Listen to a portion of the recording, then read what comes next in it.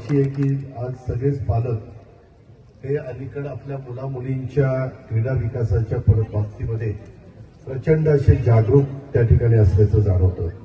मुलांच्या विकासाच्या करता जसं शिक्षण कला हे महत्वाचं आहे, तितकंच शारीरिक तंदुरुस्ती पण त्यासाठी खेळ महत्वाचा आहे. हे पालकांना अलीकडे मोठ्या प्रमाणावर पटायला लागलेलं आहे. त्यातूनच अनेक सोसायट्यांमध्ये खेळाची मैदानं किंवा अशा प्रकारचं टर्फ हे तयार होत आहेत. ही एक आनंदाची बाब आहे.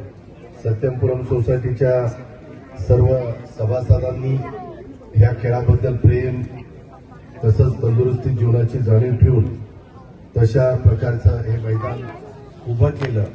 त्याबद्दल तुमचंही सगळ्या सोसायटी धारकांचं मी अभिनंदन करतो. त्याच्यामध्ये या मैदानामधनं चांगल्या प्रकारचे खेळाडू निर्माण व्हावेत. युवकांना, मुलांना, ज्येष्ठांना एका चांगल्या मैदानावर सुरक्षित वातावरणामध्ये खेळण्याचा आनंद या निमित्तानं मिळावा हा तो घेता येणार आहे. मुलांचं क्रीडा कौशल्य त्याच्यामुळे वाढणार आहे. युवकांची कार्यक्षमता वाढण्याच्या करता मदत होणार आहे. आमचे ज्येष्ठ नागरिक पण इथं बरेच मला पाहायला मिळतात. ज्येष्ठांची देखील तंदुरुस्ती वाढेल आणि सोसायटी निरोगी तंदुरुस्त राहण्यास मदत होईल याबद्दल माझ्या मनामध्ये काही मात्र शंका नाही. आत्ताच मी विघ्नहर्ता स्पेशालिटी हॉस्पिटलचं पण उद्घाटन मी चेतन पाटलांनी केलं आणि तिथूनच मी या परिसरामध्ये आलो.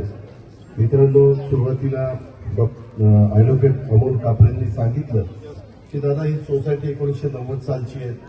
274 बंगले, 66 शॉप आहेत आणि एक आनंदाने सगळी लोक राहतात. खरं तर ज्यांनी पहिल्यांदा गुंतवणूक केली होती त्या लोकांनी ते बंगले विकले आणि आता बाहेरची लोक मोठ्या प्रमाणावर आजूबाजूच्याच भागातली, माझ्याही बारामती परिसरातली बरीच लोक इतर त्या ठिकाणी राहतात. म्हणजे जिल्ह्यातली राहतात, आजूबाजूच्या जिल्ह्यातली राहतात आणि सगळेजण पुण्या गोविंदानं राहतात. पुढं वाढतंय. तुमच्याही काही समस्या आहेत. आता देखील इथं आल्यानंतर सत्यपुरम सहकारी गृहरचना संस्थेच्या निमित्तानं आमचे अमोल कापरेंनी मला निवेदन दिलं की दादा या सोसायटीमध्ये मजिप्रा महाराष्ट्र जीवन प्राधिकरणाने तुकाई दर्शन येथील टाकीतून पाणी आम्हाला मिळालं पाहिजे. आमची जवळपास लोकसंख्या 1500 आहे. आम्हाला पिण्याच्या पाण्याची आवश्यकता आहे. तुकाई दर्शन टेकडी येथे एनजेपी पाण्याची टाकी आहे, तिथून पाणी मिळालं तर आमचा फायदा होणार आहे. मित्रांनो, सध्या संपूर्ण राज्यामध्ये पाण्याचा यक्ष प्रश्न निर्माण झालेला आहे. पाण्याचे साठे कमी होत चाललेले आहेत. पावसाची वाट आपण बघतोय. आत्ताच मान्सून हा केरळमधून पोचून पुढे आलेला आहे. लवकरच 1-2 दिवसात, 2-3 दिवसामध्ये आपल्या कोकणामध्ये देखील तो पोचेल आणि मग तो सर्व दूरपर्यंत सगळ्या महाराष्ट्राचा परिसर व्यापेल. यंदा पाऊस का चांगला असा हवामान खात्याचा अंदाज आहे. पण एवढं मोठ्या प्रमाणावर नागरीकरण होतंय.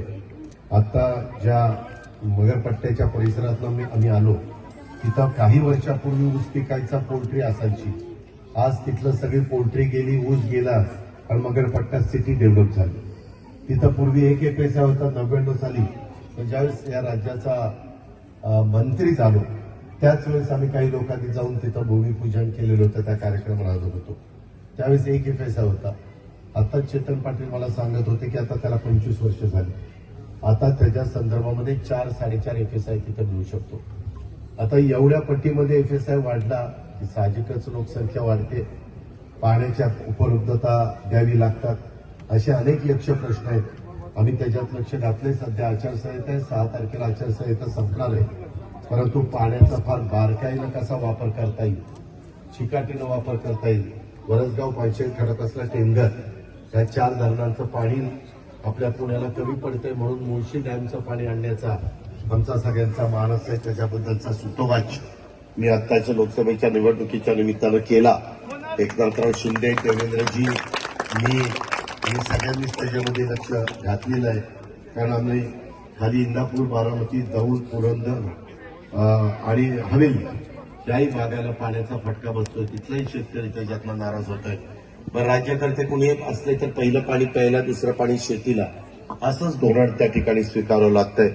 आणि त्याच्यावर तुम्ही वापरलेल्या पाण्यावर ट्रीटमेंट करून ते पाणी पुन्हा माझ्या शेतकऱ्यांना कसं देता येईल.